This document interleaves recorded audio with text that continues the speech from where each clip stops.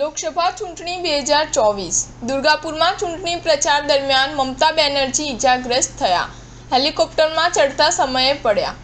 પશ્ચિમ બંગાળના મુખ્યમંત્રી મમતા બેનર્જી ઘાયલ થયા છે। તેઓ ચૂંટણી પ્રચાર માટે દુર્ગાપુર ગયા હતા, જ્યાં હેલિકોપ્ટરમાં ચડતા વખતે તેમનો પગ લપસી ગયો હતો। આ પહેલા તેઓ 14 માર્ચે કોલકાતામાં તેમના ઘરમાં પડી જતા ગંભીર રીતે ઘાયલ થયા હતા, ત્યારે તેમના કપાળ પર ગંભીર અને ઊંડી ઈજા થઈ હતી। તેમને SSKM હોસ્પિટલમાં લઈ જવામાં આવ્યા હતા, જ્યાં તેમને થોડા ટાંકા આવ્યા। 27 જૂન 2023ના રોજ તેમને વિદેશ પ્રવાસ દરમિયાન ડાબા ઘૂંટણમાં પણ ઈજા થઈ હતી। વર્ષની શરૂઆતમાં હેલિકોપ્ટરમાંથી ઉતરતી વખતે પણ તેમને આ જ ઘૂંટણમાં ઈજા થઈ હતી। SMKM હોસ્પિટલમાં તેમના ઘૂંટણની તપાસ કરવામાં આવી હતી।